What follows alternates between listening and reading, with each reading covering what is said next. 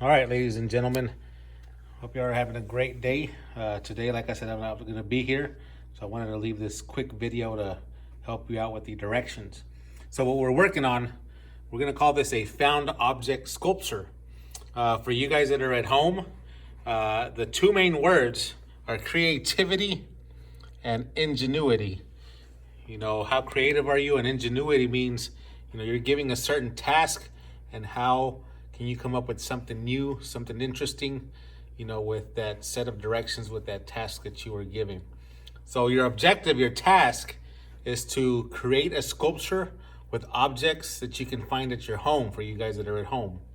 And if you are in person, if you are in class, I have set out a certain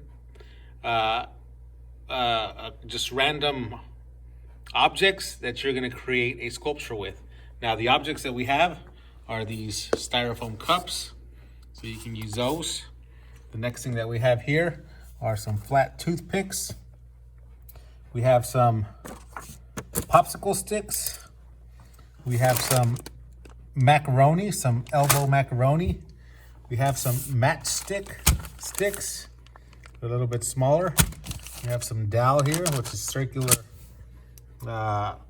pieces of wood. We have glue, and we have hot glue guns. So those are the things you will be able to use to create your sculpture. So what you need to do is, if you're at home, like I said, last class I gave you a list of things. I was just kind of thinking to myself, what are some things that I have at home? Like I said, the things that I thought of that's at my house, I thought of like Q-tips, plastic utensils like plastic spoons, plastic forks. I thought of maybe like plates. I know sometimes I buy styrofoam plates so we don't have to wash dishes, so I have some of those at home. Talked about using cardboard, like stuff gets delivered to our house from Amazon or some other places. We can use cardboard to create a sculpture. But that is the main objective, using those things to create sculpture out of those, okay? So please use your creativity, your ingenuity to create something out of those. Now, what do you need to make? That is totally up to you. I mean, this is something that's wide open. I want you to be creative, and it's a sculpture of your choice. The only thing a sculpture does have to be, it has to be three-dimensional. So it can't just be something you make and that it's like this, just flat on the ground. It actually has to have dimension, which means it's going to stand up, and you're going to be able to see it not just from a flat perspective, but actually standing up and three-dimensional. So think about that as a sculpture when you're thinking of your plan, thinking of your ideas to making this. And also, you don't necessarily have to use it, especially for you guys in class. You don't have to use every little thing that's available. Like, I got to make a sculpture that has cups, that has little sticks, that has popsicle sticks, that has No, if you want to make something, because I've done this sculpture before, I've actually have quite a few people that actually just like to use like the popsicle sticks, and they make some cool stuff out of that. So this is what you have available. The cups, the different size sticks, the macaroni, that's what you have available. It doesn't necessarily mean you have to use all of those things, okay? The last thing I have here on the counter is a couple of set of pliers, and I am gonna try to find some more. I know I have some more pliers, but something like this is very nice so that you can, let me see if I can get it on camera.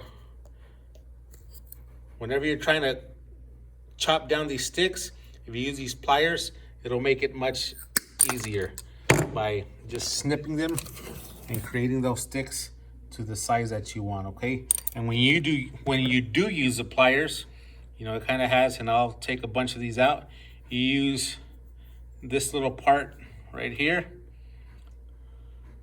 That's like the cutting, and you'll kind of see it's a little cutting section of your pliers. If you use any of the point, it's not going to cut them. The actual cutting part is like the part that has the two sharp points on it towards the handle, okay? So that's what I wanted to share with you today. Hope you have a great day. The other thing I'll leave for you guys, I'll leave it with the substitute for you guys that are in person. I'll leave some storage bags. And like I said, what you want to do at the end of class is you want to put everything back that you don't use. And if there's things that you're going to use next class, then you can put them, I'm going to leave some Ziploc bags for you. Put them in the Ziploc bag and find a place for it somewhere on these shelves, okay? And if there's sticks that are kind of weird looking, like like this one that's kind of not complete. Like this one, someone put back in there, it had hot glue on it. Someone put back in the box a piece of wood that had already been cut. All these pieces, if they're deformed or don't look right, you know, like this one right here is kind of split on the end. Don't put them back in the box. If they're already messed up, throw them in the trash, because people are not going to use the ones that are messed up. So anything that's not usable, throw it away. But if it is usable, you can put it back where it goes at the end of class. All right, guys, like I said, hope you have fun with this. Just trying to change up from just drawing and do something that's more hands-on. You guys have fun with it. And if you're having a hard time thinking of something, just grab a couple of these things. You know, a lot of times just if you take something to your desk and start messing with it, as you mess with it, some idea will pop into your mind, okay? We will work on these today and next class minimum. If we need to, we can add another third day. So the minimum, we're gonna work on these for 2 days. We might even work on it for 3 days, depending on what you guys look like, all right? Hope you have a good one. Hope these directions help. And y'all can work on these found object sculptures. See y'all next time, guys.